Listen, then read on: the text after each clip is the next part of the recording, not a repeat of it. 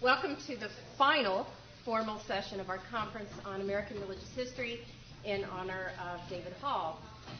As the conference opened yesterday, I noted that our group of conference planners, David's former students, had wanted this weekend's event to be both celebratory and intellectually substantive. And it's been a joy, I think, for all of us to hear so many eloquent words beautiful and true about David's work and his impact on all of us, from John O'Keefe and the presenters yesterday, David Hempton's extraordinary lecture last evening, and all of our conference participants today as well. So these words have been in no way empty, as we know, and they've been matched by a wide array of important ideas inspired in part by David. When we were planning this program and considering what themes would best illuminate David's broad and formative influence on the fields of history and religion, the rubrics of colonial history, cultural history, and lived religion came easily. But we wanted something more, a session that would gesture even more directly to important new currents of thought. Not new for the sake of being new per se, but creative and innovative illuminations or corrections of older lines of thought. We also had more people we knew ought to be on the program and would have ideas to share that might not fit so easily into these other rubrics. So we came up with this rubric, Problems, Prospects, and Possibilities for the Field, for which we've been a bit teased here and there. And what it essentially means is we want to hear whatever you have to say, do what you want. And this, of course, too, as others have emphasized this weekend, is how we think about David. We enjoy hearing him talk about anything, walks in France, summer days in Pemaquid, his 3 sons, grandchildren, and so forth. So we don't know quite what we're going to hear here from our final session, but we know it will be terrific, and we'll have ample time for discussion and questions at the end. Ann Braude will speak first. She serves on the faculty here at Harvard Divinity School, and she's known to all of us for many things, among them her remarkable book, Radical Spirits, about women and 19th century spiritualism. Her scholarly influence as an eminent historian of American women's religious history in particular has been profound.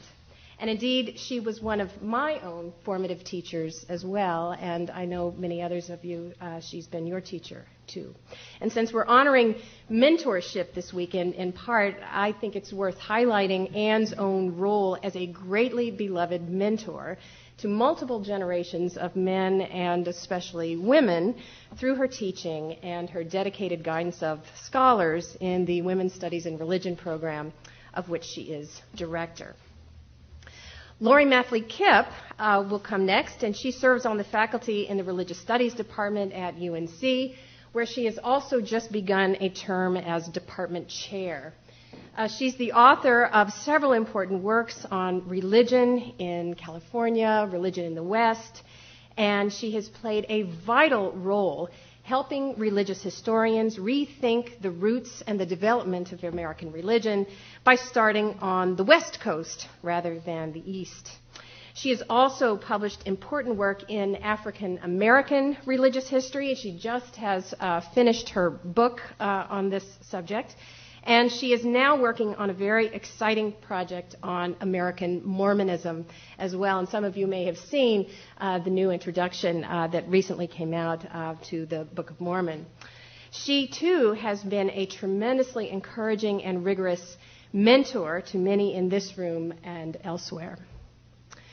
Marla Frederick represents a newer generation of scholars, and indeed her work on African American women and religion has already garnered wide acclaim.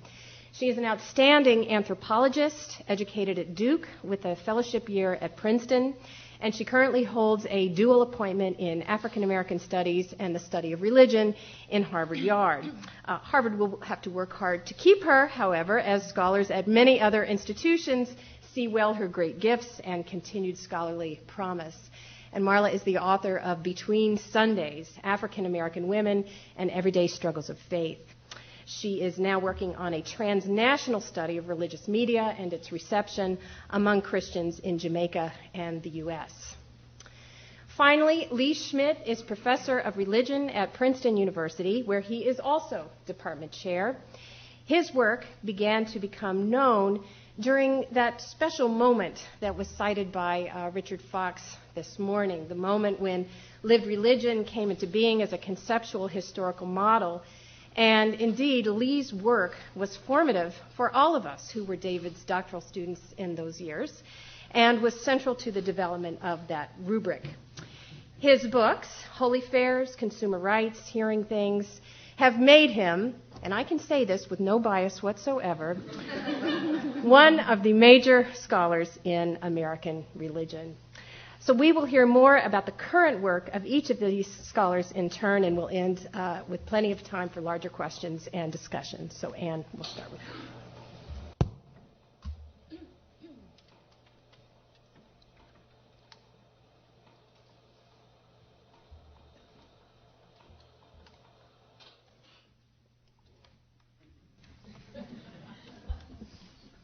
Well, thank you so much, Marie, for that lovely introduction. My task today, as I understood it, it wasn't easy to interpret the charge for this panel, but I took my charge to speculate on the problems, prospects, and possibilities for the religious history of American women in light of the work of David Hall. Now, this is a topic replete with the messy ambiguities and complexities of which David is so fond. And I'm going to take another cue from David in not emphasizing the nice in this set of comments, and I hope he'll appreciate that as a tribute. For David's relationship to gender studies can, I think, be described as ambivalent.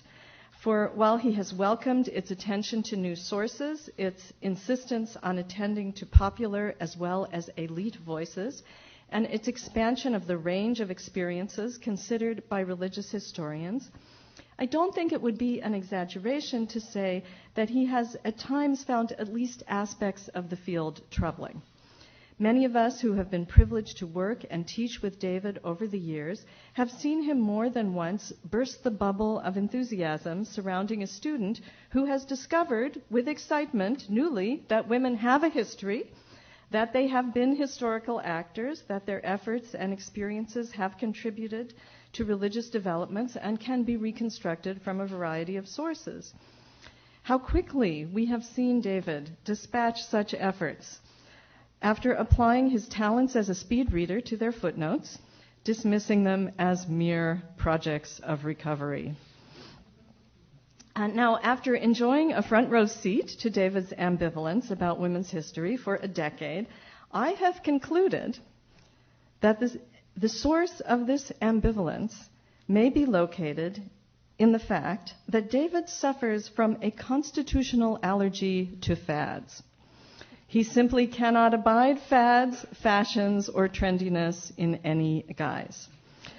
Now, those of you who have dealt with allergies are aware, I hope not all of you have had to deal with this, that they fall into two broad categories.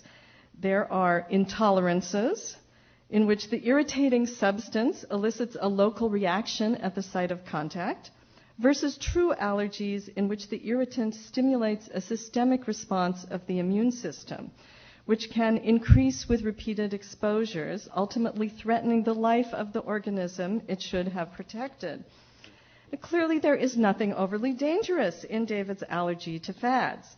In fact, his constitution only seems to be strengthened by his failure to curry favor among colleagues and students more inclined toward fashions in terminology, method, and choice of subject. Rather, in the case of women's history, I would place David's allergy to fads in the category of an intolerance that permits engagement and appreciation of gender analysis to coexist with curt dismissal of projects deemed mere exercises in recovery, devoid of theoretical or interpretive accomplishments. Now, allergies remain medically mysterious in that they can either be exacerbated or alleviated by repeated contact. When I began to think about the problems and prospects of the field of women's history in light of the work of David Hall, I expected to find that in this particular instance, an initial intolerance had been ameliorated by repeated exposure particularly through the work of talented doctoral students, Marie Griffith and Heather Curtis, among others. I expected that upon reviewing David's work, I would be reporting to you, if not a conversion narrative, at least a story of progressive growth in grace. I expected to chart a trajectory from a first book, predating the rise of women's history, that focused on the exclusively male clergy, through a series of projects in which women play increasingly important roles, from their appearance in the Antinomian Crisis and as accused witches and accusers of those accused, through his insistence in Worlds of Wonder that women's experience inform the examination of the religion of the laity, culminating in his co-authored essay with Anne Brown, in which gender becomes a primary category of analysis. But alas, as David often reminds us, history rarely conforms to theses positing neat unidirectional developments, and I see he knows what's coming. So I found myself in the Harvard archives requesting from the depository David's 1958 A.B. Honors essay in History and Literature, Catherine Sedgwick and the American Novel, an essay in interpretation. Now, Catherine Sedgwick was once considered to be among the founders of American literature. Recalled today as America's most important female novelist prior to Harriet Beecher Stowe, she was in her day ranked with Washington Irving, James Fenimore Cooper, and William Cullen Bryant as one of the first generation of native-born authors who took American history and character as their subject, and therefore advanced the cultural development of the young nation by allowing it to declare cultural independence from England. Throughout the 19th century, Sedgwick maintained her reputation and her popularity, but as the 20th century dawned, she and her female contemporaries, Lydia Maria Child and eventually even Harriet Beecher Stowe, fell out of the canon. Dismissed by literary and intellectual historians who continued attention to their male counterparts, Irving, Cooper, and Bryant, Catherine Sedgwick became a minor footnote, doomed to obscurity, according to her critics, her 20th century critics, because she had abandoned, quote, the innate realism of her earlier works to become, quote, a purveyor of sentimental romance to genteel females by the time of her most important work, Hope Leslie. This had been the judgment of the Academy for half a century when David selected Catherine Sedgwick as the topic of his senior essay. He could hardly have picked a less fashionable topic. Most of Sedgwick's books had been out of print since the Civil War and would remain so until they were rediscovered by feminist scholars in the 1970s. But while the women writers of the 19th century had fallen out of the canon of American literature, they had not fallen off the Hall family bookshelf, where, I suspect, their location suggested that they be read on the same terms as those works of the male authors they joined on that shelf. Indeed, Catherine Sedgwick and the American Novel, an essay in interpretation, does not treat Sedgwick as a female author, nor does it focus on Sedgwick's role in both defining and questioning domesticity as a moral sphere for women, nor does it explore the extent to which Sedgwick addressed herself specifically to a female audience, dedicating more than one book to my young women countrymen, my young countrywomen, nor does it explore Sedgwick's claims concerning gender roles, either her descriptions of patriarchy or her glimmers of proto-feminism. As Mary Kelly has noted, Sedgwick acknowledged marriage as, quote, the central point whence all the relations of life radiate, the source of all political and social virtue. But She also dismissed as miserable cant the idea that women must marry. Woman, she wrote, has an independent power to shape her own course and to forge her separate sovereign way. Not surprisingly, these were not the issues that drew the attention of the young David Hall. Rather, his essay paralleled Sedgwick's relationship with her dynamic but authoritarian father to the young country's need to balance the advantages of elite leadership with its democratic principles. In David's essay, an author who is today examined principally for what she can tell us about gender and ethnicity in 19th century culture is treated instead as a figure in America's intellectual and political history whose work illuminates the range of imaginative possibilities Americans put forward in their attempt to create a new moral and political order. He was interested in Sedgwick as both a proponent and critic of federalism. He gives no inkling that the political views of a young woman novelist in Stockbridge, Massachusetts, whose experiences were substantially limited to her family circle, should be taken any less seriously than those of her father, who studied law and theology at Yale, represented Massachusetts in the United States Senate, and became the fifth Speaker of the House of Representatives. Now, as much as I enjoyed reading this essay, I am not suggesting that David would stand by it or its approach today, as I expect few of us would like to be embarrassed, as I have just done, with our own undergraduate essays, all of which I'm sure would make fascinating reading. Thankfully, you won't find mine in the Harvard archive. I suspect, for example, that David might now delete the footnote explaining, quote, "I do not treat her conversion or her religious beliefs because they are of minor significance." Okay? He might also rethink his claim that when Catherine Sedgwick joined the Unitarians, the moral and social advantages interested her more than the theology. Okay, we're agreeing on that. I, too, do not wish to suggest that we should go back to the 50s when exceptional women might be included as honorary men, but women as a group remained invisible and without significance, and gender analysis was little known. I firmly believe that gender analysis is necessary to advancing the large questions of American history and religious history. What does it mean to be a citizen? What does it mean to be religious? What does it mean to be American? What does it mean to be human? I believe we need gender analysis to illuminate all of these points. And indeed, I may have a different estimate from David of the value of the mere act of recovery of half of human history. However, I wonder if we can perhaps learn something from what was perhaps a youthful exposure to women's history that became one source of an adult allergic irritation. And that an irritation that seems to flare up whenever gender analysis is treated as an end in itself, rather than a vehicle for investigating questions or controversies that animate our historical enterprise. And this issue seems to me to be a critical one for the prospects and possibilities of the religious history of American women.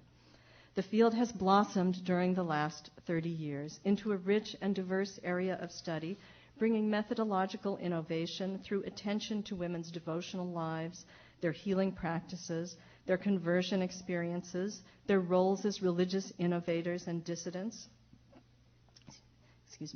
their gender-based movements for social reform, their cross-cultural and transnational missionary endeavors, their pursuits of ordination, their roles in shaping, maintaining, negotiating, and resisting gender ideologies, and their involvement with feminism, as well as a host of topics examining gender in the context of family, nation, and sexuality as it intersects with race and ethnicity, within immigrant communities and denominational structures, and on and on and on and on.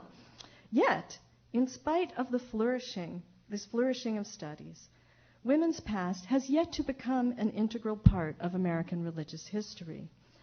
Now, I'm not going to document this claim here. I will simply refer you to Catherine Breckes' recent essay in introducing her new volume on the religious history of American women, Reimagining the Past, where she examines the work of many of the people in this room as well as others to illustrate this point. She finds that women's history has had little structural impact on any of the narrative treatments, of the large narrative treatments of American religion. We are still far from having a narrative of America's religious past accounting for women's dominance in the laity, for religion's particular appeal to women, or to the intertwining of norms of piety and femininity in so many contexts. Certainly, this issue is related to the issue raised by David Hempton yesterday about the limitations of cultural history and the risks of fragmentation that many people have alluded to. Women's history and cultural history have grown up together and are perhaps too intimately intertwined. While we have lauded David's contributions to cultural history today, he has occasionally befuddled colleagues and students with the assertion that cultural history has no arguments, that it has only interpretations. As it delves deeper and deeper into smaller and smaller slices of human experience, it flies beneath the radar of efforts to relate individual experience to structural change. But work in the religious history of American women has not been limited to cultural history. It has also addressed politics, national and denominational, race relations, abolition, temperance, for example, and these too have failed to influence discussions of religion and politics. And historians of women have not been tremendously helpful. We have been more successful in showing how old narratives crumble when subjected to gender analysis than in constructing new narratives that can withstand the more stringent standards we advocate. Now, I'm not ready to propose a solution or even an explanation of this problem, but I do want to note a concern raised by my current research that I think may relate to David's allergies: the extent to which historians of women have selected topics closely tied to the origins of women's studies in the feminist movement. For the field of women's history was founded by feminist scholars who were themselves committed to and engaged in efforts to transform American society, culture, and politics. In religious history, those mere acts of recovery have often been crucial to women seeking to legitimize expanded roles in their denominations and religious bodies. As Gerda Lerner has observed, one of the greatest barriers to women's advancement has been the lack of a historical record that provided access to women's accomplishments of the past, so that in each generation, women who break barriers assumed they were the first ever to do so, and so had to muster the courage to be the first, to do something deemed impossible, rather than to be the 17th or the 70th, a much less formidable task at whatever they aimed. I still teach students at Harvard Divinity School who have never heard the biblical arguments for women's ministry like those offered by Sarah Grimke, for example, and who still find them illuminating. While David certainly has no intolerance for the study of figures religiously motivated to promote liberalism or radicalism, in fact, he's been a proponent of this project, I think he would break out in hives if this were the sole or even the central focus of, say, 20th century intellectual history or American religious history. Many aspects of 20th century thought simply cannot be explained by a focus on those striving for social transformation. And I think historians of American women need to come to terms with the historical location of our own field within the movement of modern feminism. Now, to give one example of this problem, I'd like to look at the recent proliferation of work on Roman Catholic women's religious orders, nuns. Now, no one has been happier about this than I.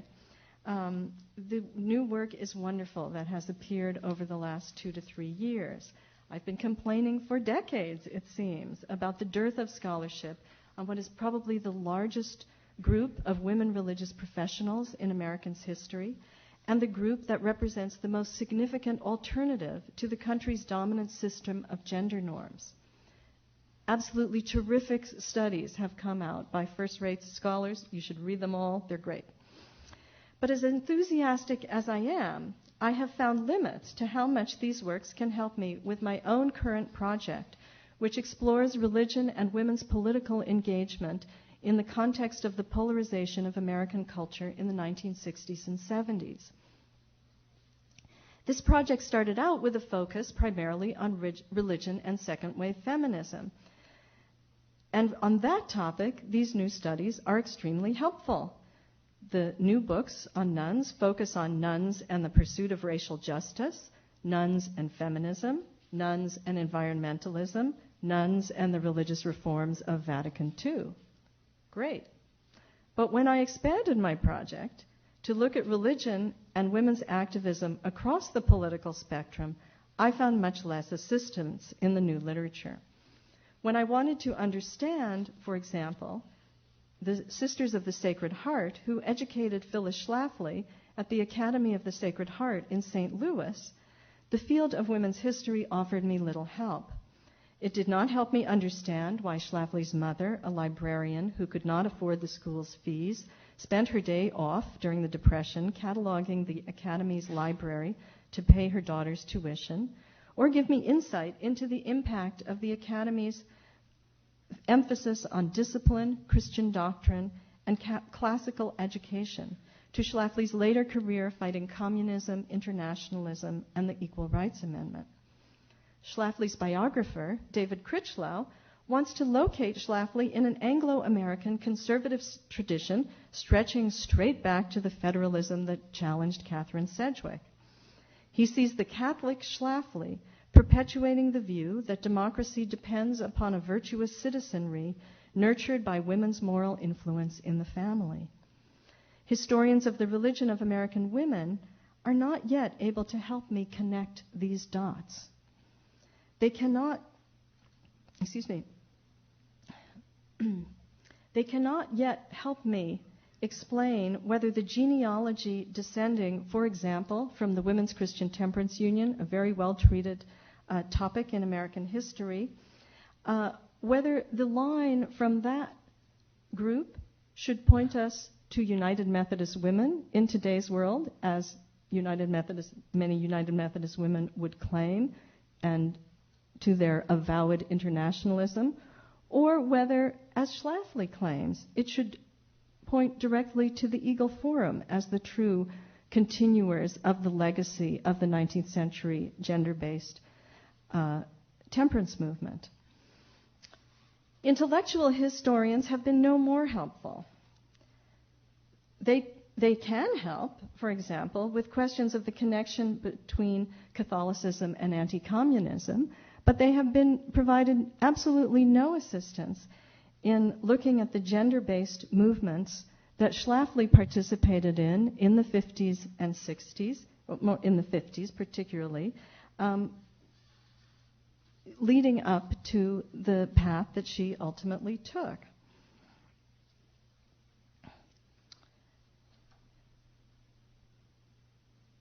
My favorite example, now we're coming to the scribbled part of the talk, so bear with me as I try to piece this together. And at this point, I'll offer a question for feminist theorists concerned with women's agency, a major preoccupation in contemporary women's history.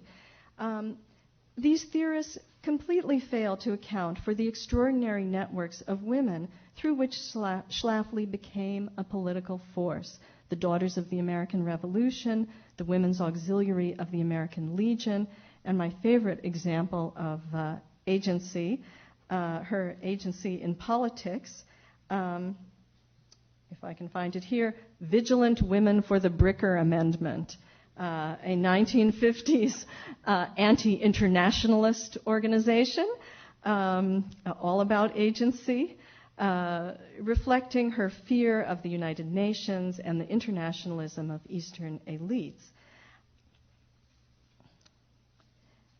Now, the rest of the scribbles I can't even read, so I will conclude. A prominent feminist theologian recently told me that lived religion is conservative because it is used to study conservatives. And I'm just going to let that hang in the air. I don't think I have to explain why I disagree with this viewpoint.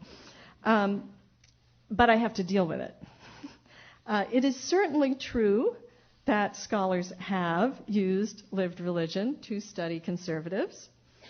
Although even the wonderful ethnographic studies of evangelical women, including Marie's and several others, have felt that they needed to put their topic in the context, that it had to in some way be related to feminism in the discussion, in the analysis, in the historical context, in setting the stage to understand what women are reacting against. And this may be inevitable, given the extent to which feminism figures as a boogeyman over which many religious women define their identities.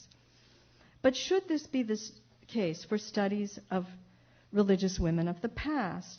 Can we profit from the feminist insights that have helped us to go beyond a religious history focused for too long on a white Protestant male elite and still find ways to approach the religion of the many women who may not inspire admiration if judged by today's values and especially by today's political agenda?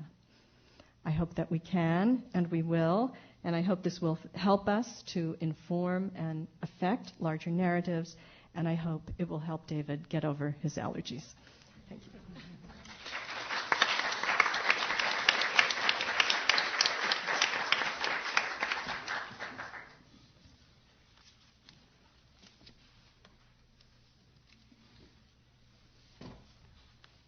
Good afternoon. It's a pleasure to be here. Like Anne, I have taken it as one of my charges to incorporate some of the things we've been talking about for the last 2 days into this session. And so many of my notes are scribbled. In fact, I was sitting next to Lee earlier, and he could see the arrows flying from one part of my paper to another. So if I pause in the midst of this, you'll understand why. But I hope in doing that to prompt some discussion and maybe raise some provocative questions for us to talk about. As I said, I'm very grateful for the chance to be here. And I know that my main job is to talk about prospects and possibilities, but I first want, as have many others, to make a retrospective point. I, like Grant, I guess, was never fortunate enough to have David as a teacher in any formal sense. Thank goodness for me that this did not stop him from offering his insights and support generously to me, even to someone outside the Boston fold. Before I met David in person, I felt as though I was following in his footsteps intellectually, and I'm not suggesting by that I did as good a job in any way, but on the other hand was more of a sort of a follower, picking at the crumbs as I went along and seeing what he was doing. When I studied for my comprehensive exams with Ed Morgan in colonial religious history, I was introduced to The Faithful Shepherd and the documentary collection of the Antinomian Controversy. It's still one of my favorite books.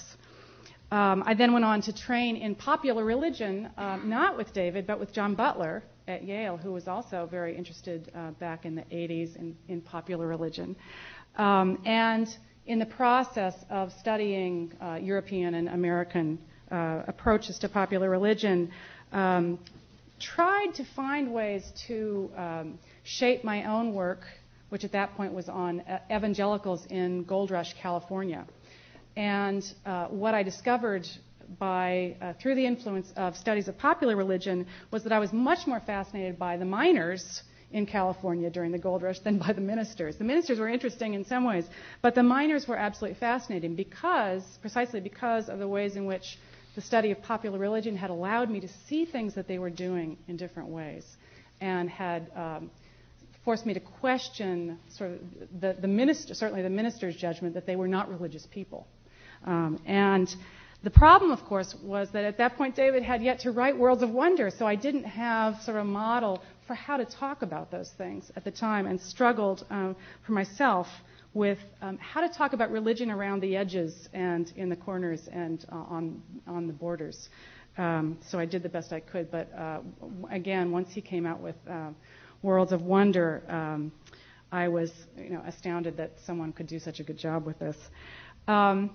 I then met David again in text when I meandered into religious publishing in the 19th century and found his work on reading practices in the history of the book, which I'll come back to a little later on. But it was not until the mid-90s that I became acquainted with David in person. And by then, given our long-standing scholarly relationship, it would have been easy to be utterly intimidated by his careful cultivation of all of the intellectual fields in which I had worked. What was left to be done? And what in the world would I talk about with this man who seemed to so elegantly sum up many of the ideas with which I wrestled? But instead of a pompous pontificator, I found in David a natural teacher who had an incredible talent for observation and attentiveness, and an instinct about when to ask the probing question. I have never felt like a student with David, although I have learned a great deal along the way.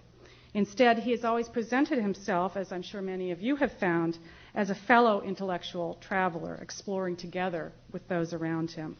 And of course, as I've also learned, this is what the best teachers do.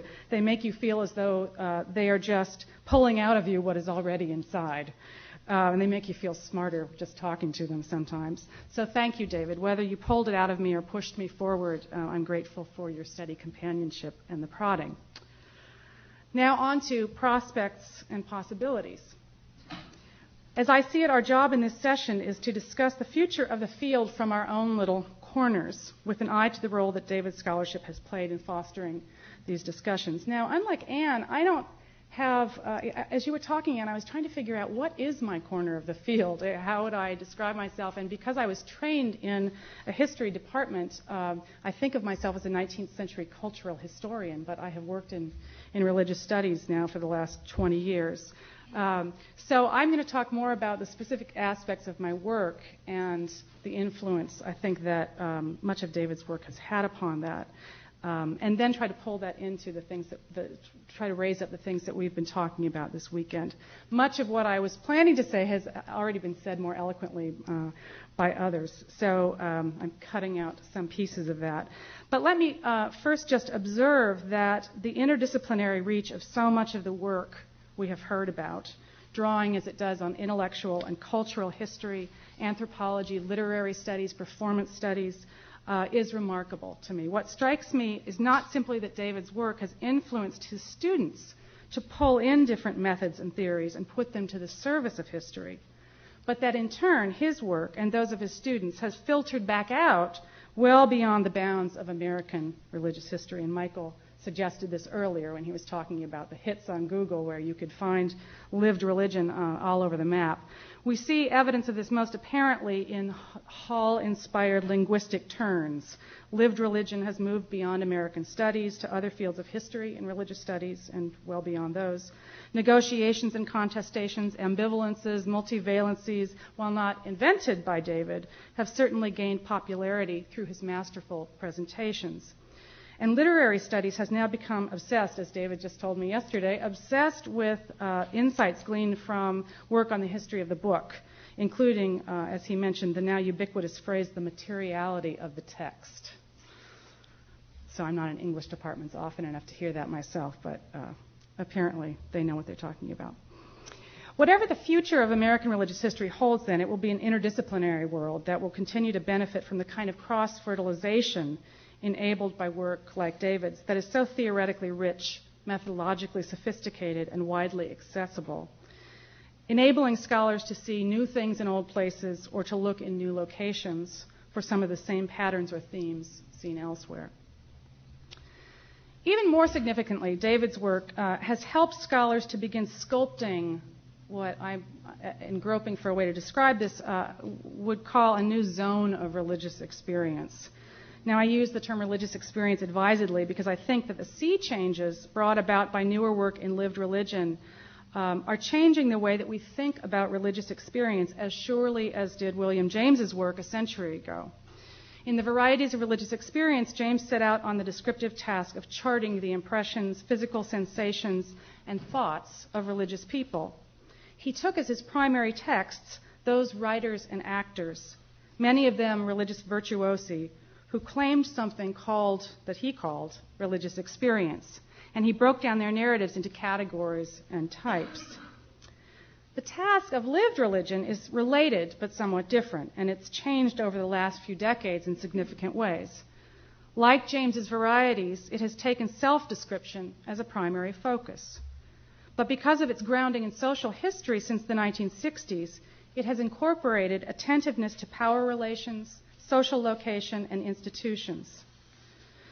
The study of popular religion, the predecessor to lived religion, began in, I think, what we look back on now as a somewhat flat-footed way, and I'm calling myself flat-footed by saying that, not necessarily anyone else, by seeing popular religion as the experience of ordinary folk as opposed to elites or religious leaders or the official dictates of religious organizations.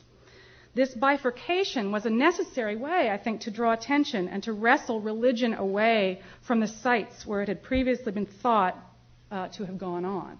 So that although it was sort of like hitting something with a sledgehammer, maybe it took a sledgehammer to do the job.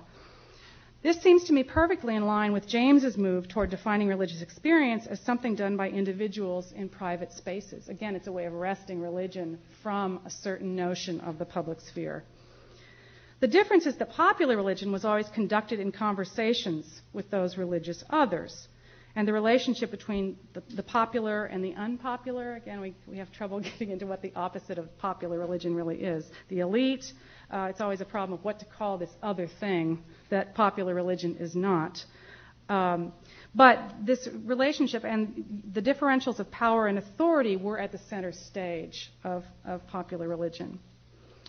Now, the next step in this development, the shift from popular religion to lived religion, was to notice, as David did long before many others, that this popular-elite dichotomy simply didn't hold up in practice.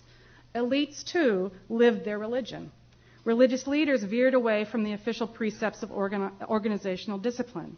And sometimes ordinary folks towed the line better than did their ministers. Lived religion, as we discovered, had to revel in the messiness of real life, to focus on the words we could probably all repeat by now: ambiguities, tensions, negotiations, and multivalences. This is where all the new vocabulary came from, and it's not hard to see why. Lived religion provided another kind of liberation of religious experience from structural constraints. This time, the ministers, too, were let out of the church and allowed to improvise and cobble together their own religious experience. Now, this postmodern moment of reveling in pluralism has been long and welcomed by a younger generation of scholars. Not only did it effectively expand the bounds of what we might consider religious experience, but it also provided a host of new dissertation topics for consideration, leading to some immensely creative work, including work done by many people in this room. So that it's important to see it, and this has been noted over the last few days, as a liberation both for scholars themselves and for their subjects of a sort. And those two things are intricately connected. It was a breath of fresh air, both intellectually and professionally, and it arrived at a time when, as David Hempton mentioned last night, a more diverse generation of academics, more women, more minorities, more religiously unaffiliated people could join in the conversation. Now, these developments have been incredibly generative, and it seems to me that the benefits of this approach are obvious and have been well explored in papers. But I do think it's time once again to step back and question the costs. What has been silenced by the way that questions have been framed and elaborated? Because in any choices we make about methods and theories, there is the necessary silencing that goes on around it. Once again, I think that David's work is leading the way and encouraging us to be critical of our own intellectual paths, including the path of lived religion. So let me just suggest a few nagging worries for the future that have bothered me in my own work and that continue to bother me. And again, this is work very much informed by the history of the book, lived religion, Christian practice, some of the categories that we've been discussing. I've recently completed a study of African American communal narratives beginning in about 1780 and ending in 1920, and have looked at the ways that African Americans, as they gained access to the technology of print, to education, and to books for the first time in the colonies and later in the States, began to basically rewrite sacred history, write and rewrite sacred history. This was a project for me that was very much influenced by my work on the Christian Practice Project. So it was important for me to see the writing and the intellectual production of these histories as itself a Christian practice, very much the way that I think those African American writers saw it. But my first frustration with the categories that sort of generated by the new interest in lived religion and religious improvisation or religious practice are that, and Grant mentioned this too, that it may cause us, I think, to lose sight of intellectual history in certain kinds of ways. This also ties into David Hempton's mention of Peter Burke's work on the future of cultural history, that one road that might be taken is a return to kind of intellectual history. Now, by intellectual history, I don't mean moving back in a straight line toward Perry Miller. This is not your father's intellectual history. Instead, it may mean making sure that in our inclusion of many religious actors doing interesting things, we don't cite them as thinkers as well, or ignore the extent to which they were themselves engaged in intellectual circuits, both nationally and internationally.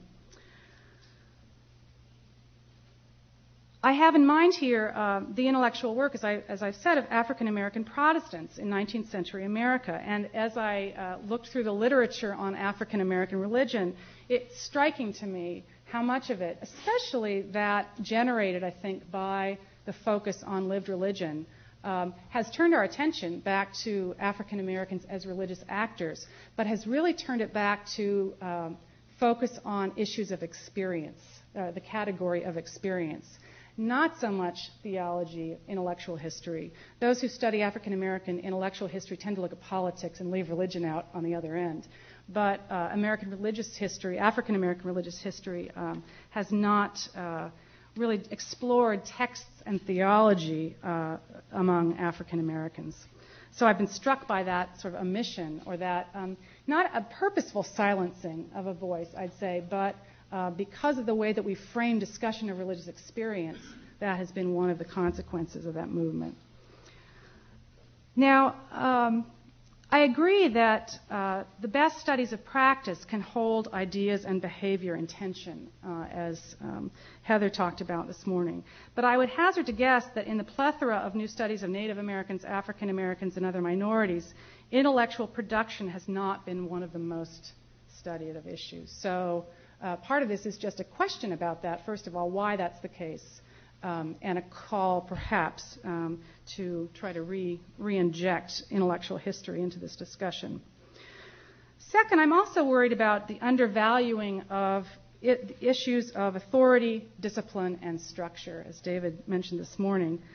Let's face it, most people who came to study lived religion came to it because they saw it as liberating themselves in some sense, whether it was from their own preconceptions about what religion could be, whether it was from their own religious background, or in some other way, there is a liberating element, or at least the narratives we've heard about how people came to the subject of lived religion could read as conversion narratives of a sort in and of themselves.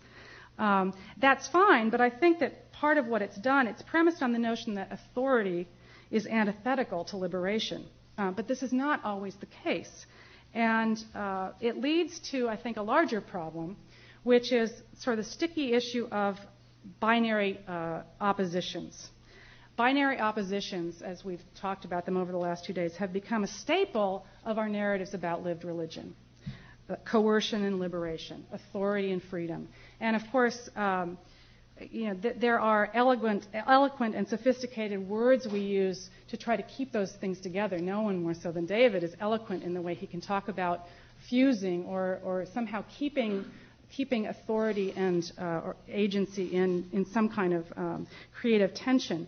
But I wonder still if this is really the best way to characterize religious experience, and if there aren't other options that we simply haven't considered because of the way the field has developed. So I would, I guess, call for maybe ways of thinking about these sort of the construction of binaries as situated in a particular historical moment that perhaps if we historicize it, we can see beyond it at some point.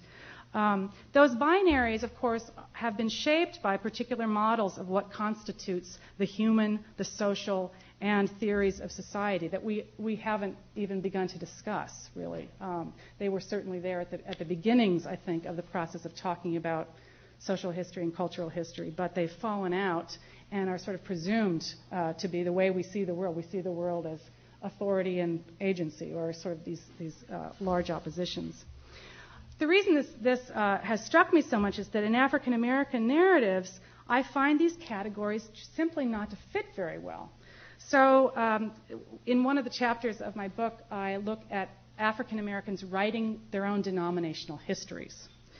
Some of these books, I have to say, there's a reason there's dust gathering on top of them on the shelves in the library. They're tedious to read. They are encyclopedic in scope. They're boring. And no one reads denominational history anymore, right? But of course, in the move away from denominational history, we've overlooked the fact that African Americans never had the moment for talking about denominational history. They did not fit in with our general rejection of white Protestant denominational history. So these books become sort of fascinating text in and of themselves about this practice of religion on the part of African Americans in the 19th century. They function in a variety of ways. This is what's so interesting. On the one hand, they are liberating. They are counter-narratives of the ways that whites are simultaneously writing denominational history. So African American authors will take someone like Roger Williams and transform him into a figure of this sort of racialized African American understanding of sacred history. On the other hand, they are also constraining and disciplining. African American religious writers in writing certain kinds of narratives of denominational progress are shutting out certain kinds of possibilities for African Americans. Basically, they don't like freed slaves who want to practice folk religion. They think that's a bad idea. And so in their narratives, they are trying to persuade people to follow a path toward uplift and civilization. So there are class issues that come into play here that are very complex. And finally, and this is where we get to the history of the book part, these denominational texts are also material objects that become important as symbols of racial unity to African Americans in the late 19th century, through the advertising, through the enumerating of texts as race literature. They become sort of symbolic of a certain kind of unity. They function, in other words, in all of these ways simultaneously. And I was reminded of this when David Hempton last night talked about agency and self-discipline as unstable and stealthy collaborators. That is very much the case here, too, that there is no way to pull apart liberation from authority in any kind of simplistic way. And there's no reason to do it. I suppose we have to question our own reasons for doing it at the same time. Finally, my work on African American narratives, I think, has given me a renewed humility about the simultaneous liberation and disciplining we practice in our own work. We write narratives just as African American authors wrote denominational narratives or church narratives. And so it makes me wonder, trying to be a humble, historically contingent actor myself, what orthodoxies are we inscribing without being aware of them? For example, what are our goals in this enterprise? To recover, to rescue, to dignify? I've heard all of gestures towards all of these ideas, but we really haven't sort of come out and surfaced the goals we have in writing history itself. These narratives serve, as we've talked about, a contemporary purpose. Clearly, it's not just about self-reflection here. I mean, my purpose here is not just to suggest that we need to be more self-reflective, although that's never a bad thing, I guess. But it's about seeing our historical subjects in a different light. Because if the turn toward religion was so liberating and so illuminating to many of us in so many ways, we have to wonder what we might see if we took off sort of the blinders or tried to look around the blinders that we have reimposed upon ourselves today. Now, a final silence that I want to identify is that surrounding national identity and its relationship to religion. And Marie's just told me I don't have time to talk about this. So I won't say very much other than to say that another area of my recent work has been on Mormons in the Pacific in the 19th century. And I've looked at missionary practices and compared the missionary practices of Mormon missionaries to Protestant missionaries in terms of their relationships with indigenous Hawaiians. It's been very revealing. One of the most revealing pieces of this, though, was the role of national identity and its relationship to religious identity, which I found to be very different for Mormons and for Protestants. We haven't talked, again, much about who the we is in our American religious history, but the role of the state, the role of the nation, and the idea that that national identity is something historically contingent in and of itself needs to be an important part of our discussion. That said, I'm going to end. Thank you again for inviting me to take part in this occasion, and I very much look forward to our conversation.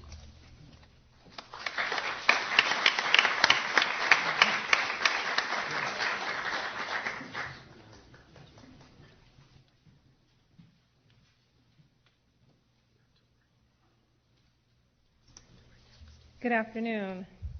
I first want to congratulate my friend and colleague on a fabulous career as a mentor and a scholar. And I say it in that order because I know he takes great joy in knowing that he's helped to really build the field up and mentor so many budding scholars and now many who are seasoned scholars in the field that he truly has lived out this thing called a calling, if you will, in the very Weberian sense of the term, and that many of his students will carry that on for generations ahead. I want to say also that I have benefited tremendously from David Hall's mentorship. When I was in graduate school working on my dissertation in cultural anthropology at Duke, I was trying to make sense of the religious world of African American women in the rural South, and I came across this very wonderful little book called God's Daughters, Evangelical Women and the Power of Submission.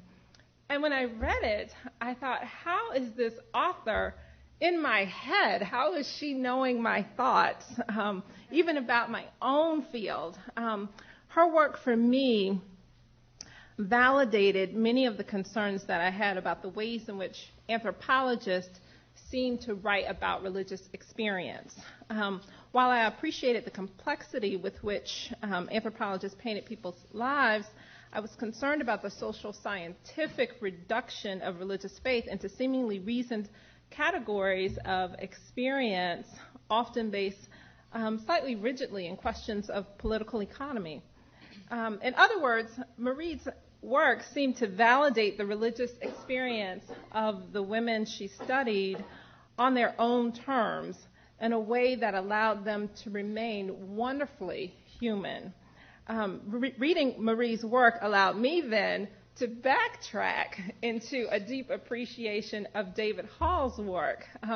So unlike many of you who were introduced to David Hall first person, I was introduced to David Hall's work through his student, and that was a remarkable way for me to learn about this whole tradition of lived religion in the study of religion. Secondly, I want to say something about David's sensitivity to mentoring junior faculty. Unlike many of you haven't had this experience of being a junior faculty colleague of David's, and when I first came here, David would stop by my office, just 5-minute visits, right? They would be pop-by visits, and he simply wanted to know that I was doing okay, if I needed anything, if he could help me with anything, because he knew that I'd taken on this wonderful and diverse world of Harvard, but also very daunting world. And so he would just drop by. I promise you, I could put a timer on my desk, and it would be 5 minutes exactly. But they were really important minutes. This afternoon, I want to talk just briefly about the topic that's been given, problems, prospects, and possibilities for the field. Where do we go from here? Where should we go? What are the emerging concerns? I have one problematic that I want to outline and two possibilities that I want to talk about for the future. The remarkable thing that we gain from lived religion work is the emphasis upon qualitative research. And I stop short of saying ethnographic research because all qualitative research is not ethnographic, though all ethnographic research is qualitative. Can you tell I'm a frustrated philosopher?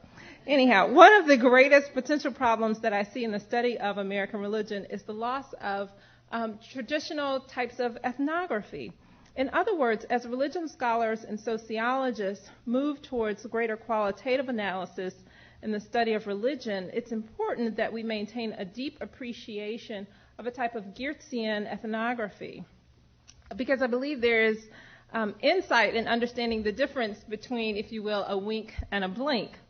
In other words, thick descriptive context opens our eyes to the nuances of religious experiences.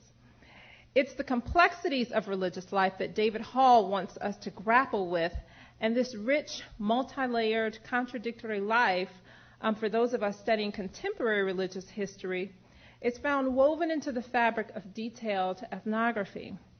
In my own research, often because of the constraints of time and the uneasiness of living amongst people, one can assume an isomorphism between field experience and field work.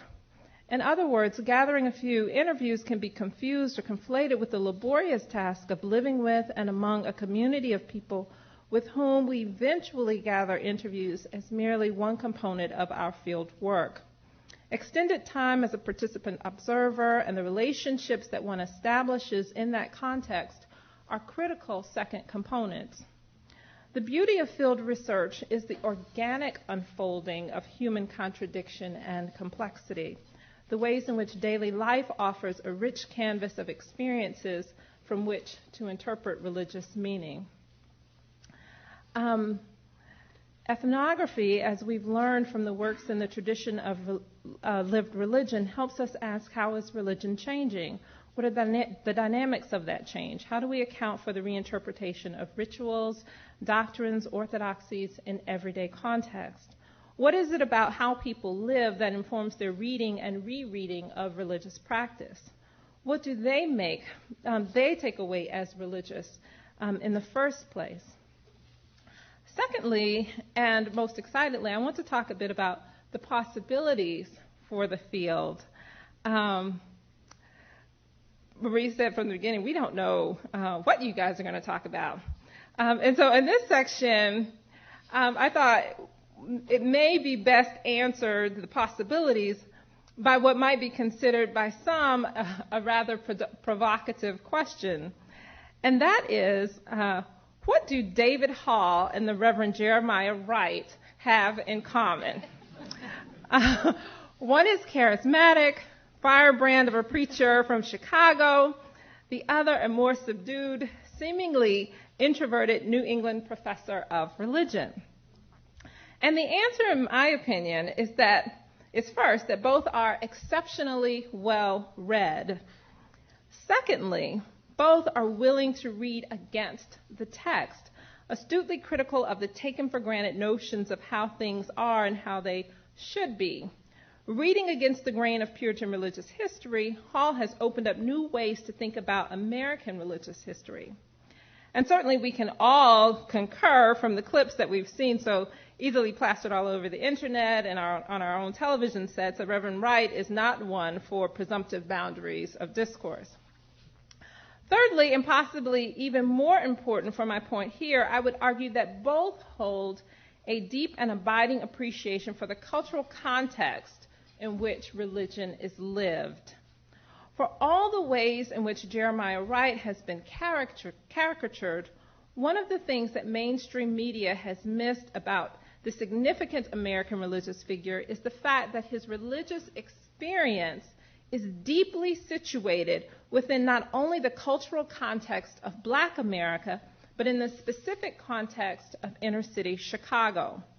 The concept of lived religion would help to explain this phenomena to the masses of frustrated Americans. Lived religion offers multivalent possibilities for interpreting a single religious tradition.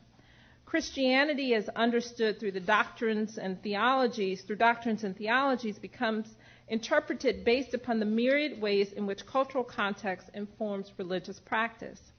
Experiences of race, class, gender, nationality become central to understanding the workings of religious expression. Under this rubric, the lingering question in the public sphere becomes not, is Jeremiah Wright a Christian? And of course, subsequently to that, is Barack Obama a Christian?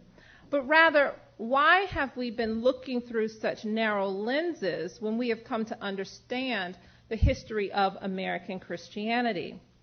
Why has the nation allowed itself to understand Christianity through the limiting lens of mainstream Christianity to the extent that we have overlooked Frederick Douglass's early wrestling with what he caustically identified at the time as the two Christianities growing side by side in America, the Christianity of slaveholders and the Christianity of Christ? Over a century and a half have passed since this piercing interrogation, and yet the lingering effects of this type of history speak to us today through our presidential elections. The same types of questions are opened up when we consider America's limited understandings of Pentecostalism. Situated contextually, Sarah Palin's religious experience, for that matter, becomes much more open to our understanding of what is fundamentally American. The belief system outlined in Worlds of Wonder abide under a rubric that Hall points out to us as quintessentially American. Think of Hall's description of the Puritan experience. Many of the colonists experienced such wonders. There was nothing odd about the practice. Tales of witchcraft and the devil, of comets, hailstorms, monster births, and apparitions, these were some of the most commonplace. Earthquakes, multiple suns, strange lights in the sky, rainbows, sudden death. These were other frequent signs or signals. Opening up our understanding of colonial religion makes Sarah Palin's Pentecostal experiences much less suspect and more open to this American world of the spirit. In doing so, in talking about these narratives, we as scholars of religion respond to David Hempton's suggestion last night that we make the world of religious studies more readily accessible for the larger public. And finally, the possibilities of lived religion lie, for me, in our interrogation and wrestling with the concept of globalization. As scholars study what they consider the hallmark of globalization, the erasure of national boundaries, it causes us to question how religion is being rewritten in the process of internationalization. Anthropologist David Harvey suggests that globalization, quote, refers to the manner in which the speeding up of economic and social processes has experientially shrunk the globe so that distance and time no longer appear to be major constraints on the organization of human activity. Anthony Giddens further interprets globalization as the intensification of worldwide social relations which link distant localities in such a way that local happenings are shaped by events occurring many miles away and vice versa, thus emphasizing how the emergence of instantaneous global communication and mass transportation, as well as the expansion of complex global systems of production and exchange, reduce the hold of local environments over people's lives. Lived religion in America, the very idea of situating the practice within nation-state boundaries, as we know, is open for question. As the boundaries become more and more porous, how then do we define the limitations of what is American? The ongoing questions that scholars such as Jacob Olupona and J. Laura Matori ask about the elasticity and flow of religious meaning through multiple networks of transatlantic communities demonstrate the opening up of national borders. For Olupona, the ways in which missionary encounters are embedded today in what he terms reverse migration patterns, and Matori's historical tracing of the transatlantic flow of religious ideas and peoples historically calls us to think in new ways not only about the opening up of national boundaries, but about the historicity of these supposedly closed spaces. In other words, lived religion helps us to think about how we might rewrite history to consider the ways in which America's religious boundaries have always been open. How then we study religion in America will require us to become ever more multilingual in our approach and sensitive to the ways in which American religious history is both contemporaneously and historically shaped by those of experiences of religion beyond our national borders. These cues inform my own research on African American religious broadcasting and its influence on communities of color in the United States and Jamaica. For example, religious broadcasters' deployment of prosperity theologies forced me to think about how such ideas applied in an international context reflect back on America's own social and economic relationship with the concept of prosperity. Thinking about globalization, as scholars warn, is not merely about tracing the dominant influence of American political and economic elites on the world's people, but also about how these interactions read back on American society itself. The gift of this generation of lived religion scholarship is that it has opened up new ways for each of us to think about our own projects in broader, more nuanced ways, which I believe render a more truthful, if I can use that word, reading of the realities of everyday faith. Thank you.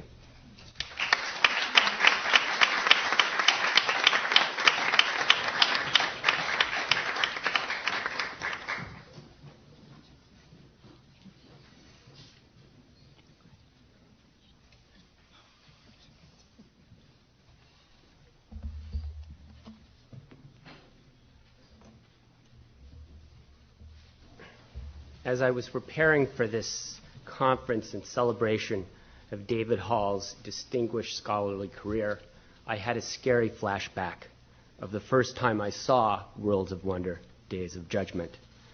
In the spring of 1989, when I was a freshly minted assistant professor at the University of Oregon, I found myself scanning the new releases in Powell's bookstore in downtown Portland. And there it was. The definitive study of popular religion in early America, and out just in time to render my dissertation, due out later that year in book form, A Trailing Echo. It was not my first brush with David's work, of course, but it was certainly the most terrifying. A day of professional doom. I bought Powell's copy, this very copy, actually, which still has new stamped inside of it in big block letters. I headed back to Eugene, fearing that all that needed to be said about popular religion had now been said. This, of course, turned out pretty much to have been the case, given the touchstone that Worlds of Wonder quickly became in the field and remains to this day. Fortunately, saner, or at least savvier, responses surfaced soon enough. One was that I needed to make sure that Princeton University Press sent David a copy of Holy Fairs when it appeared later that year. I was young then. I thought distinguished senior scholars were just waiting around their mailboxes for unsolicited books to arrive from 20-something apprentices in the guild. Happily, though, David, being both an intensive and extensive reader, actually took a look at it. And more happily still, within a couple of years, he had generously invited me to take part in conversations here at Harvard on popular religion as it morphed into lived religion. These turned out to be highly productive exchanges for me. Intellectually, to be sure, as they nourished my understanding of quotidian religion as a worthy object of cultural history. But in other ways as well, David's gatherings were also the occasion for me and Marie meeting for the first time. A fateful and fruitful encounter, to be sure. Clearly, Marie and I, 14 years and 3 children later, owe more to David than most, more certainly than we can adequately repay. It was also through those Harvard meetings on Live Religion in the early to mid-90s that I got to know Robert Orsi well for the first time. This, too, became a lasting relationship, one of scholarly and convivial consequence for both of us. So it is that Bob's absence gives me pause. Whatever conflicts developed here, and I realized there were plenty of them, it is worth saying Bob's missed as part of this celebration of the field at Harvard. All that Bill, David, Ann, and Bob have contributed to it, and now David Himpton as well. Absence is something, and disconnection too, that Bob and I used to enjoy jawing off about together. The Enlightenment's construction of sacred absence was central to my work on hearing things, while the construction of sacred presence was crucial to his work on Roman Catholic devotion to the saints and the Virgin Mary, a concern especially evident in Between Heaven and Earth. In Holy Fairs and Hearing Things, I was dedicated to the enterprise of understanding evangelical piety, indeed to the point of finding Enlightenment disdain for Protestant enthusiasm, a posture in itself to disdain. I cultivated a tender sympathy with evangelical devotion, whether it was meditative visions focused on Jesus' sufferings or an ecstatic biblicism in which scriptural words breathed with living voices. I wanted so much to fathom these worlds of Protestant wonder that I found myself writing cultural histories against the Enlightenment grain, against Robert Burns's jovial satire of Scottish sacramental festivals, against the new disciplines of perception embodied in Baconian empiricism, the Lockean education of the senses, and Scottish moral philosophy, against the very formation of secular habits. At some point, though, in the last decade, I think I can date it to the election of George W. Bush, I switched sides. This is, in its own way, I suppose, a story, at least as a historian, of David Himpton's evangelical disenchantment. It is not that I have come to renounce such interpretive projects, the efforts of historians to deepen our understanding of the varied meanings and visionary relationships of lived religion, in this case those of evangelical Protestantism, but instead that I have come to appreciate more fully the multiple voices of the Enlightenment itself, particularly the critical postures it generated for providing a natural history of religion, for rendering religion an object of analysis and suspicion. Critics of the discipline of religious studies often accuse its practitioners of being liberal Protestants in scholarly drag, or of being Emersonian romantics, all too protective of religion's transcendent uniqueness. These covert liberal Protestants, so the argument goes, all too easily elide issues of power, hierarchy, imperial encounter, race, and gender in their flight toward ultimate concern, or the universal search for meaning, often with a capital M. The liberal paradigm of domesticated civic Protestantism, as Orsi calls it, certainly exercised a crucial role in the formation of departments of religion in the first half of the 20th century. But the emergent science of religions, including its American variants, was a far more complex endeavor than this recurrent critique suggests. That complexity becomes immediately evident if one takes the free-thinking traditions emerging out of the Enlightenment much more seriously as part of the discipline's genealogy. I agree with David Himpton's point last night that in the 1890s, the starting point for the field was that grand collection of 12 volumes edited by Philip Schaff of those denominational histories. Indeed, when he retired, my esteemed mentor at Princeton, John F. Wilson, gave me his set of those volumes. And I treasure those volumes as this connecting link, that 100-year connecting link that stretches out for us into the past, the way those volumes connect me to John. They connect John to Robert Handy, and in turn back to the world of Philip Schaff. Still, there were other volumes he didn't bequeath to me, John Wilson. And there were other histories in that period being written. And he didn't have these on his shelf, or at least maybe he gave them to someone else, but I don't think he had them on his shelf. For example, George MacDonald's Thumb, Screw, and Rack, a history of torture implements used by Christians to spread the faith or promulgate the faith. Or Franklin Steiner's history called Crimes of the Clergy, which was a history of ministerial scandal. In other words, there are other histories in which the nastiness of religion was very much on the table in the end of the 19th century, and we're resurrecting that free-thinking historiography when we put nastiness back on the scholarly agenda now.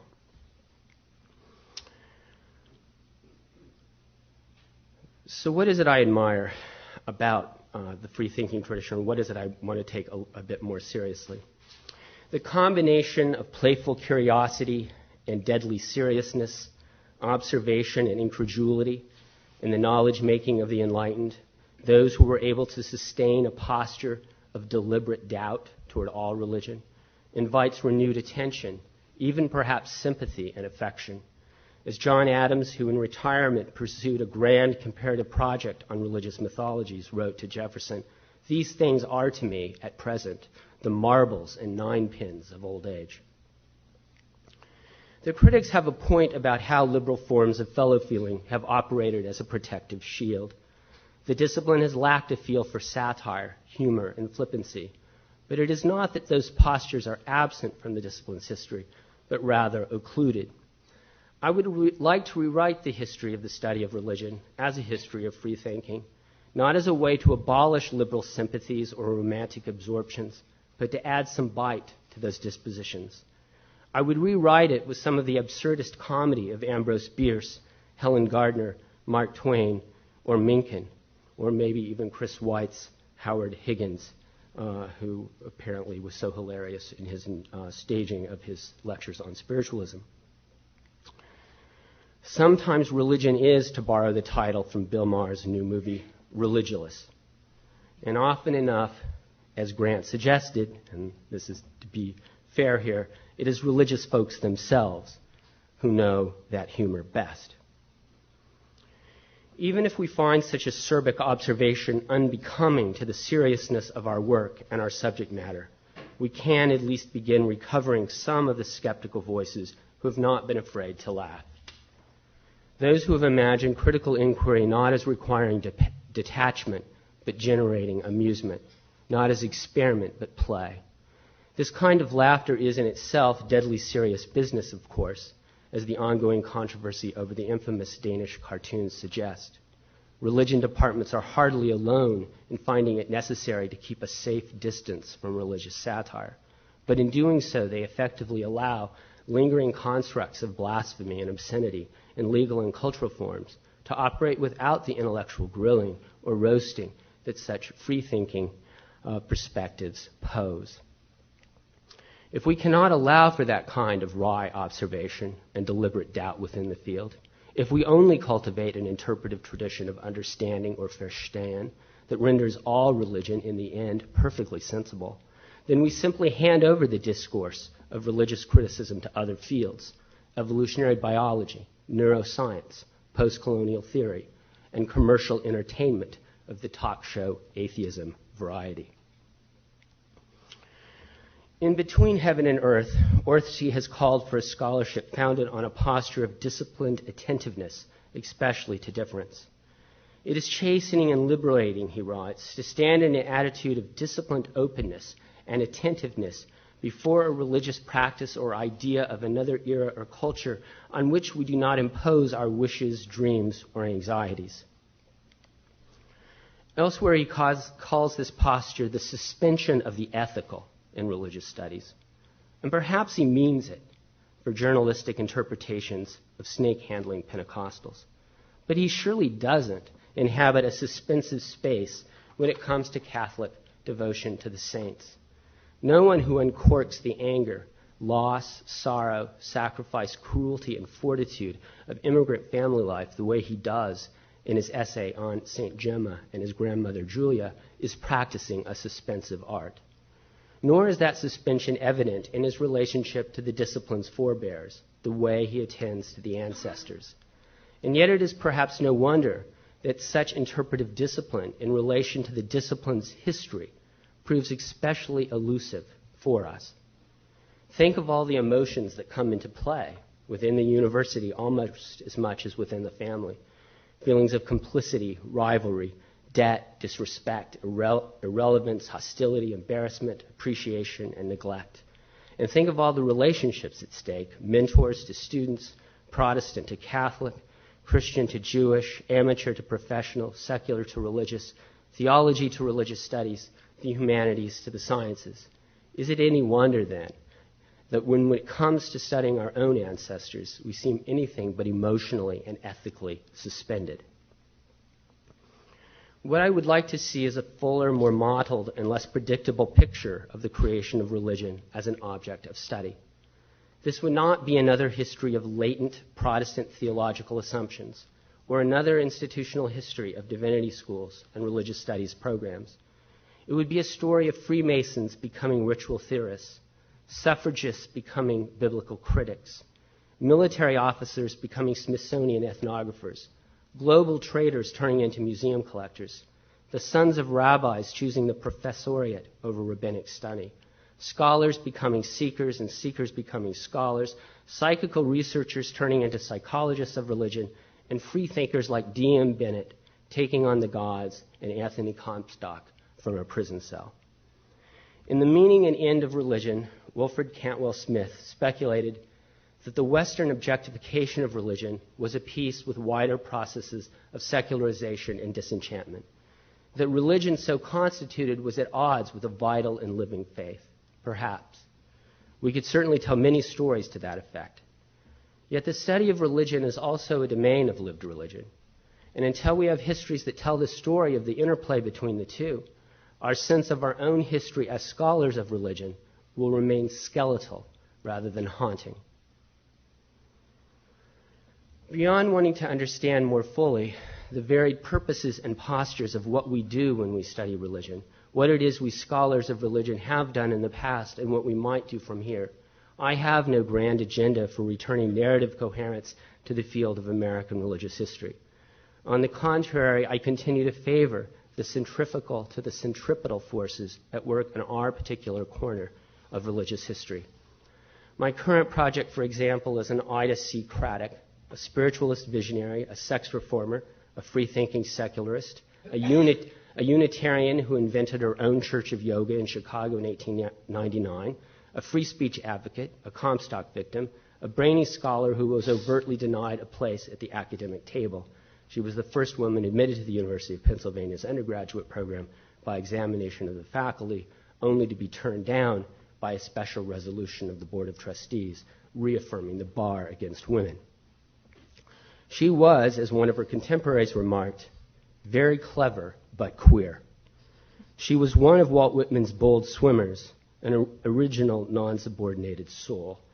However much I have become committed to a close-up version of her story, I am not yet myopic enough to think that it contains a panoramic perspective for the field as a whole. But I do think her conflict-ridden story offers a very useful opening to investigate the fissures in the apparent consensus, as the Supreme Court put it in 1892, that this is a Christian nation. Craddock's journey, much as did Sarah Farmer's experiment with the Green Acre community at the same time in Maine, allows me to explore the subversion of some of the grander evangelical designs for the country's social, moral, and political order.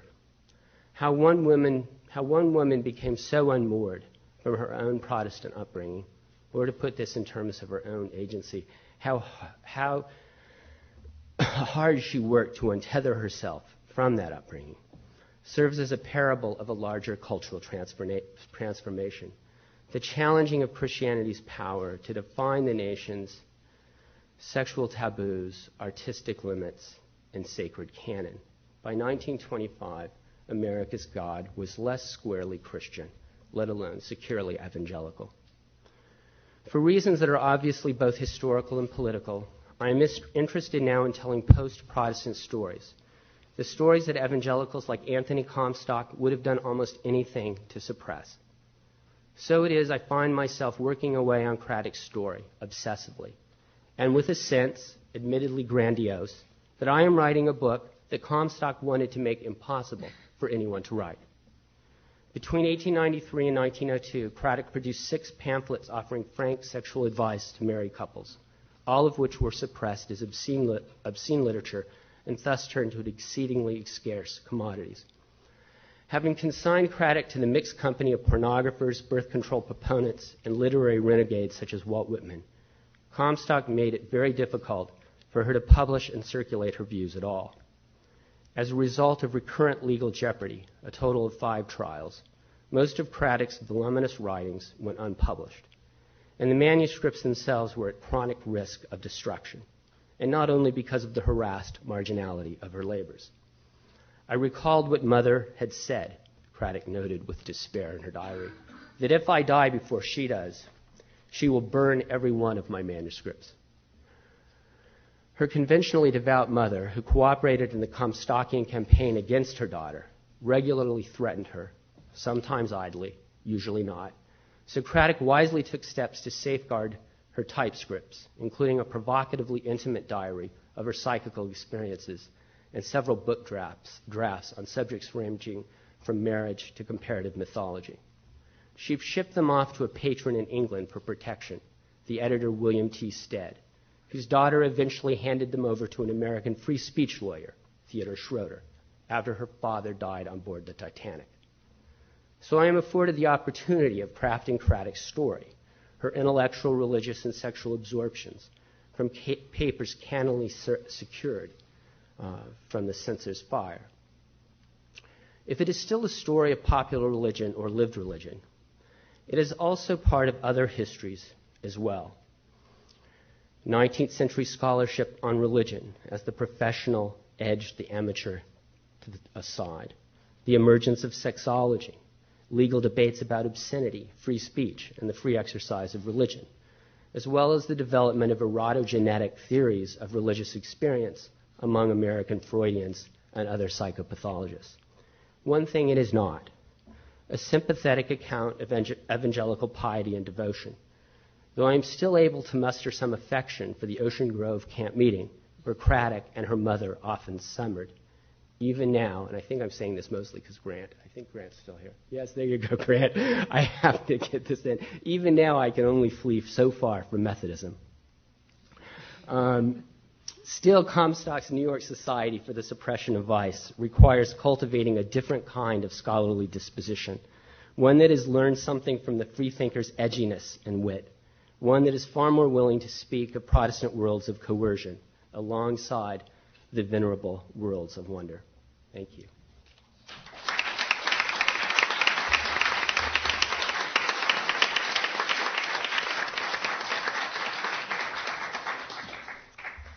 All right. Well, we have ample time now, about a half hour or more, actually, for final questions and discussion to tie this panel together and others. Yes, Dan. Okay. Maybe this question can relate this panel to the previous one. Great. Okay. Do we know? Do you want us to be using it? He's taping, so I think he wants us to. Okay. Thank you. The question is there a body of scholarship that applies the methods and practice of lived religion to mainline liberal Protestantism? And if it turns out that there isn't, then what does that tell us about the approach called lived religion?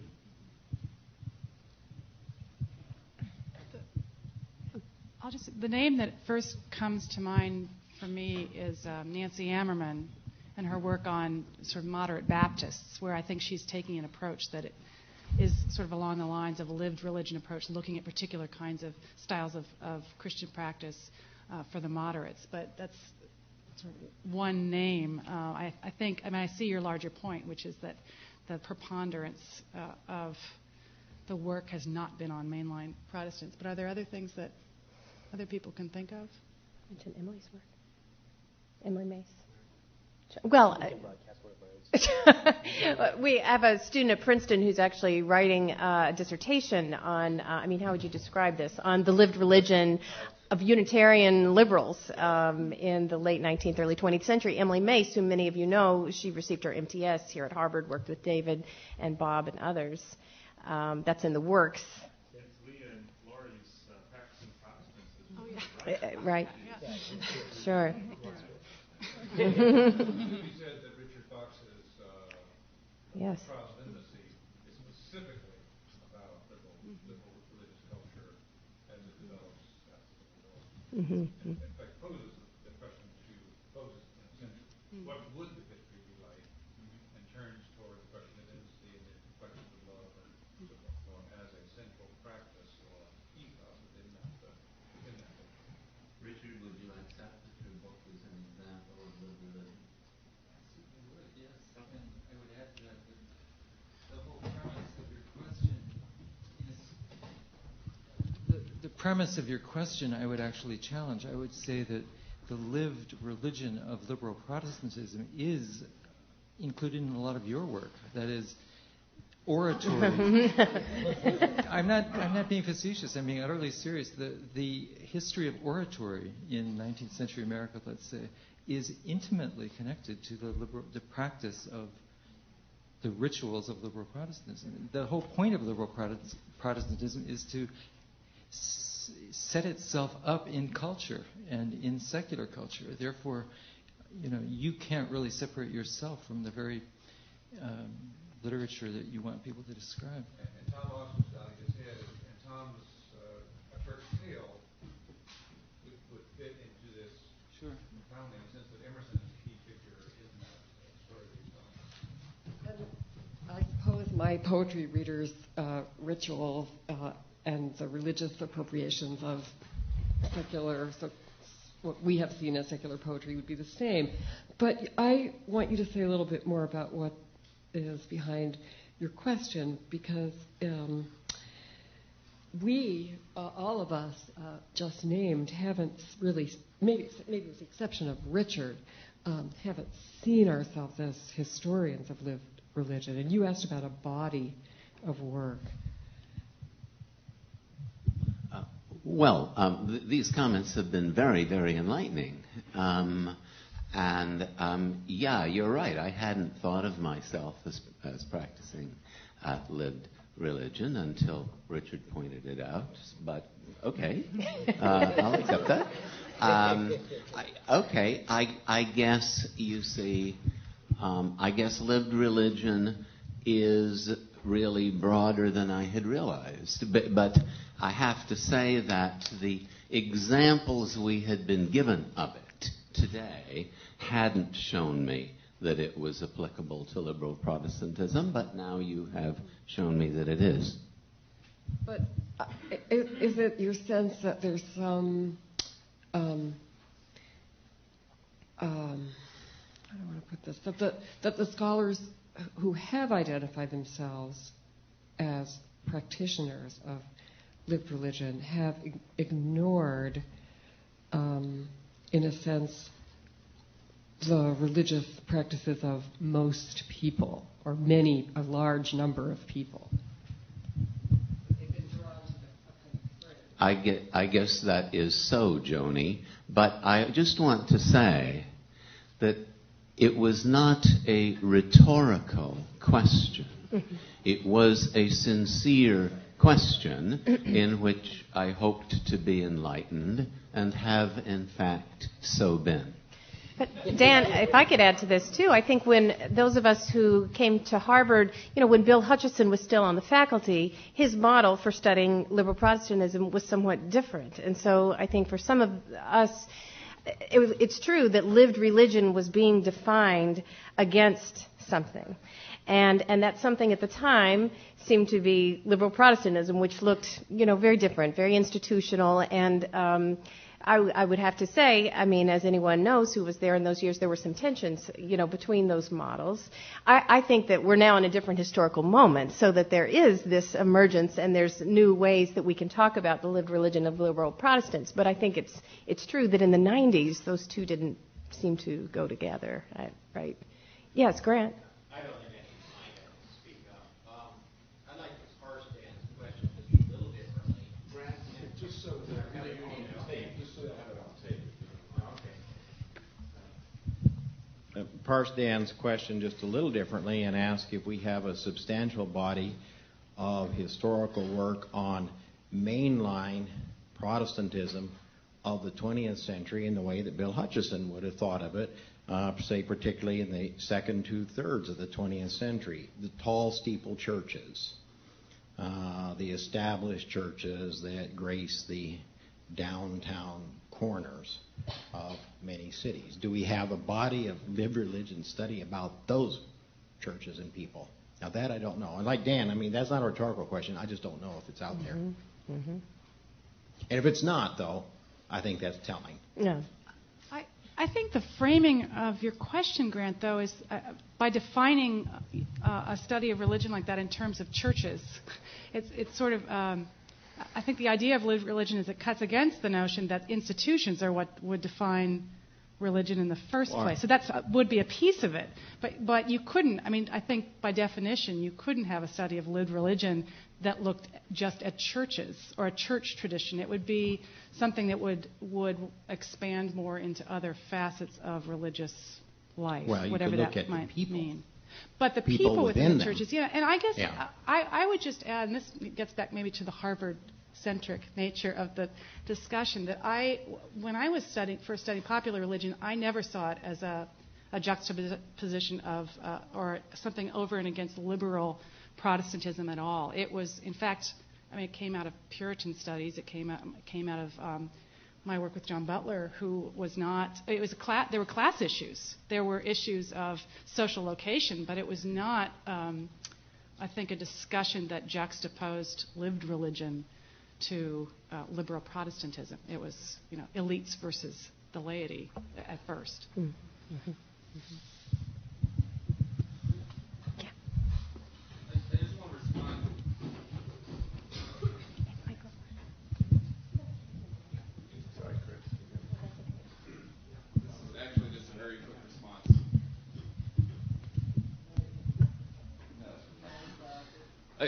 To respond directly to what Grant was just asking, I'm not sure they would use the category lived religion per se, but Nancy Ammerman has a whole host of students who've done congregational studies, and congregational studies that particularly turn to more of the ethnographic work.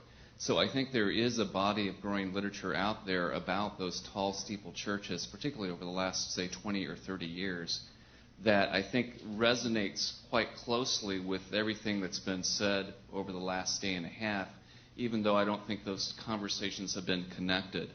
In theology, I think of people like Charles Marsh. Mm-hmm. Jim Neiman. Jim Neiman is in congregational studies at Hartford. Mm-hmm. Charles Marsh has been playing with a category for about 10 years called lived theology, mm-hmm. which has been taking a more theological approach, probably more like what Becky was talking about today, and again resonates where if you want to use lived religion as a methodological, very narrowly defined category, it might not fit, but as a broader category of an approach into topics, I think there's several conversations that are going on that really resonate, and some of the panelists have been involved in multiple of those conversations. Mm-hmm. That's a great point, and I've been involved in some with Jim Neiman in his center, and it's true. I've been tremendously impressed at how deeply read they are in all of these traditions. Not just something called lived religion, but the fields of study that inspired lived religion beyond that. So you're absolutely right. There are several conversations going on, but we don't always know about each other, I suppose. May I? Oh. I just wanted to interject. I don't want to put Tracy on the spot, but I kind of am, because we didn't have a question and answer on the last panel. But I think one of the things that she was bringing up in her research is the decline of African American denominationalism and the rise, how lived religion gave space for you to write about more African traditional religion. So I want you to talk some about that, if you don't mind. And it also ties in somewhat, I think. Thank you, with, Marla. With what Lori was talking about in studying African American denominations. As I was sitting here thinking about the question, I was thinking about Daniel Howell's notion of the need for historiographical revaluation. And I think some of that is needed in African American religious history. Although my primary work in Oyotunji was to look at the African-derived stuff, I was drawn into the world of the Protestant Christians who go there as clients and wanting to see more works that open up the category of Black church studies in a way in which made those two worlds and the ways in which the practitioners, the clients themselves, bridge those two worlds more together, I think. What would, how would an alternative African American religious historiography look? What would it look like if we bracketed the history of institutions and began to look at histories of practice that joined, that were people who were parts of those institutions, but also were doing other things connected to them also, make it much more dialogical. Because for me, I wanted to take very seriously David's claim that, that the religious inheres primarily in what people do, perform, and practice. And I think some of that in the inherited historiography of African American religion has not been much more, open for that. So I think there is a space to think about how we even talk about, liberal Protestants. These were liberal Protestants, African American, who were pretty much going to these other spaces. And that would be just fascinating, another fascinating aspect, I think, to open up this question. So I think, particularly where I sit in African American religious historiography, there needs to be some revaluation that I think opens up this lived context more fully in ways in which it hasn't been in the past. Mm-hmm. Thank you. Did you want to speak? Well, it was just on the bibliographic front. I thought of three other people who have been working on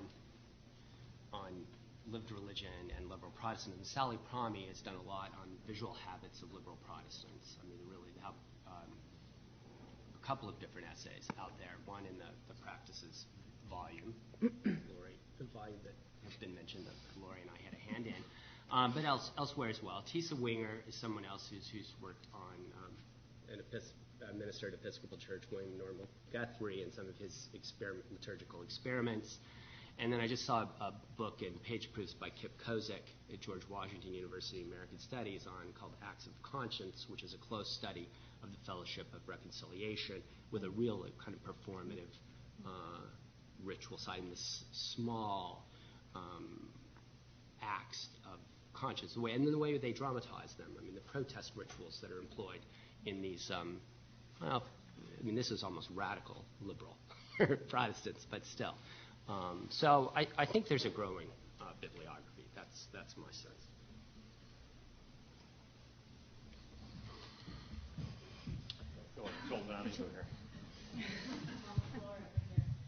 I actually just kind of have a practical question in terms of research, because I'm a student, and I guess I'm wondering if there's a presumption that a lot of the scholars are disguised liberal Protestants in religious history. I was just at the Schlesinger Library with a class this past week, and they mentioned that there was a difficulty getting conservative sources at the library, and I was wondering if there were any thoughts on maybe how to bridge the gap between that understanding or presumption that the stronghold is liberal Protestantism, and how to open up the doors to draw in better sources to understand the lived religion of conservative Christians or Protestants.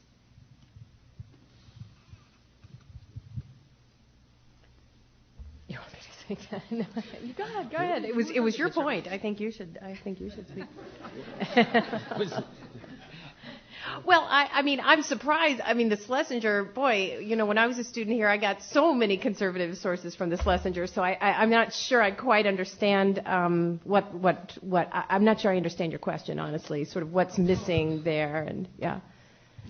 Oh, well, Ann I can knows. speak to that from being on all the advisory committees at the Schlesinger, that as they solicit manuscript collections from contemporary figures, I see. and they are trying to diversify the sources that the types of collections that they hold. The Schlesinger Library started out collecting primarily 19th century women's suffrage materials, and they've built on that. They have the Now papers, and they have not been successful in convincing contemporary important conservative women to give their papers there. So that's the issue.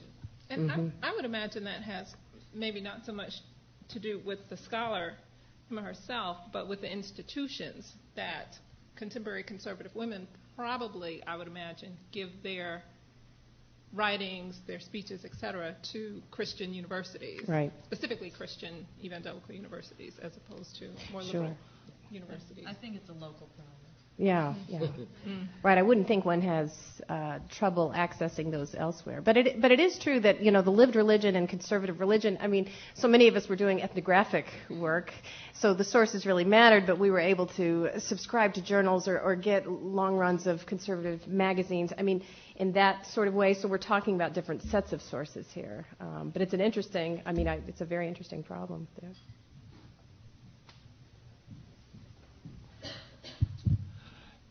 I think this concept of lived religion is expansive. It keeps reaching out to connections and sites and places, as we call it. Mm-hmm.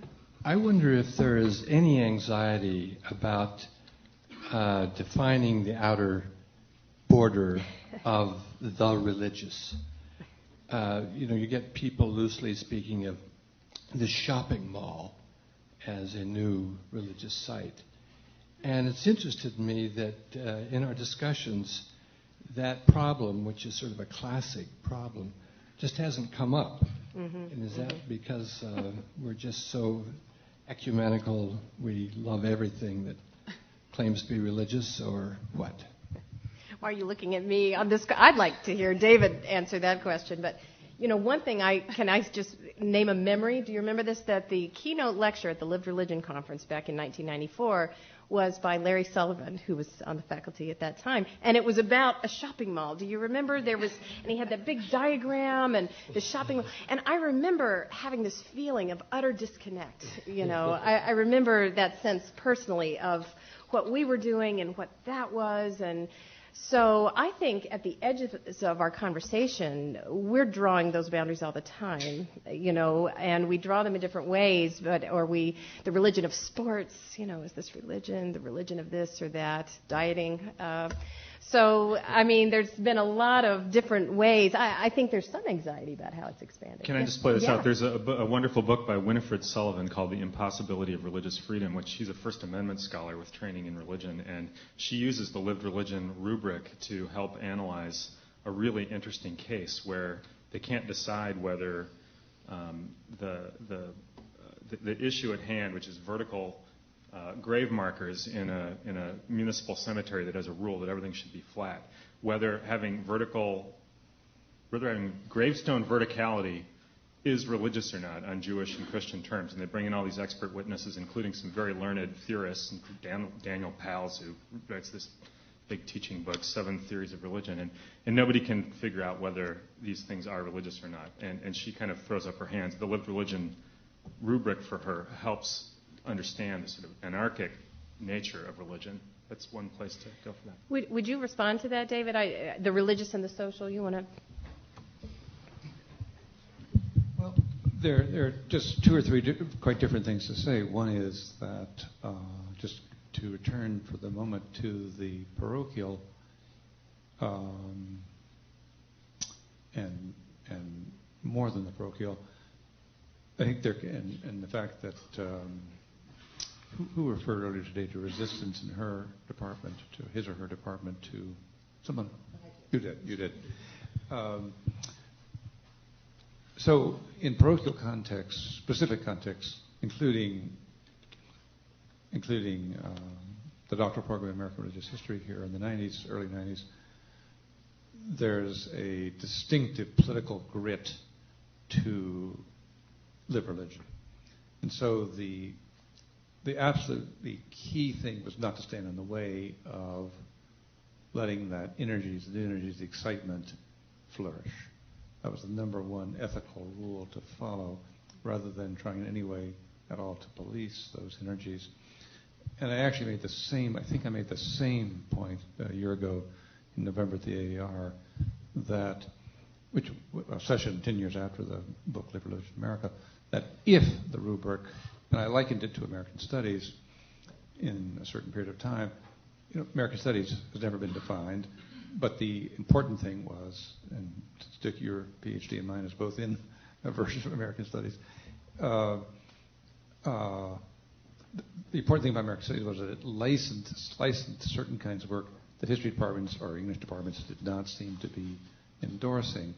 So, and then the slightly deeper issue is, which is circulated in so many places here, good religion and bad religion, which, as I learned from Bob Orsi, is just a constant sub-theme in our studies of religion. We're so, it's so tempting to, and although we think we've overcome these, we've overcome the category of superstition, but of course anyone in Mormon studies knows, looking out, that that's not necessarily the case. But in any case, so the liberating capacities of the term, both in site-specific places and more generally within a profession that is part of our times, are very, very important. They're important to sustain. They're important to acknowledge, and actually I think important to sustain. It's also the case, I'm not a religionist, and so identity I'm happy to eschew. But the failure of the religionists to define what religion is, you have to have 7 theories of religion, or 10, or 20, or 30, which is fine, points to the fact that no one knows how to draw this line. The Supreme Court itself gets into huge trouble when it tries to say what religion is, if it's trying to debate aspects of the First Amendment, constitutional issues flowing from the First Amendment. So we're at this moment, and then it does have consequences of the kind that Michael McNally was describing this morning.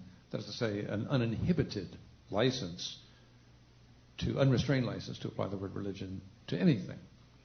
And probably everyone in this room would then have some responses about that, how that actually happens.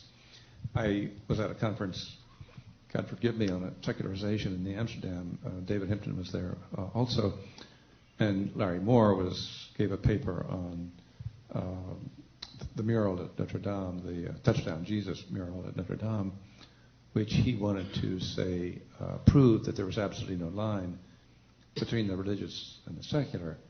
And I had the task of responding, and I knew Larry well enough to know that he had written a book very, very critical of the New Right historians of the First Amendment, insisting in his book that there was a sharp line between the religious and the secular, so that this is a pure case, not of his being right or wrong, but each one of us having within ourselves strong moments where we feel there's a line needs to be drawn, and other moments where we would say that line is getting in the way of creative insight, creative work, what have you. So it's not the best of situations. It's not ideal, and it does point to, just to say again something that's already been quoted of me and by me, I'll say it my own word, the need for argument. If the field is going to advance, there needs to be argument. We're in a wonderful situation, which is great for young people, great for younger people, that it's very hard to question anybody's project. That's terrific. I wish that had happened to me when I started out, because to write on the ministry in 1969 was about as dead as you could get, and I was told that it was dead, in no uncertain terms. But so now we're in a wonderfully more generous, the whole profession has changed. It's a wonderfully more generous ethos. But that's come at the harm of some kinds of sense of sorting things out. And it's not wrong to sort things out. It's actually a step toward better history in my own parochial view of things.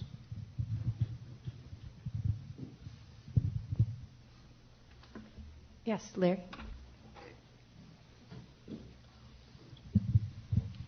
Far be it from me to pontificate on the subject of lived religion when the one short sortie I took into the subject resulted in, I think, an analysis that David didn't quite approve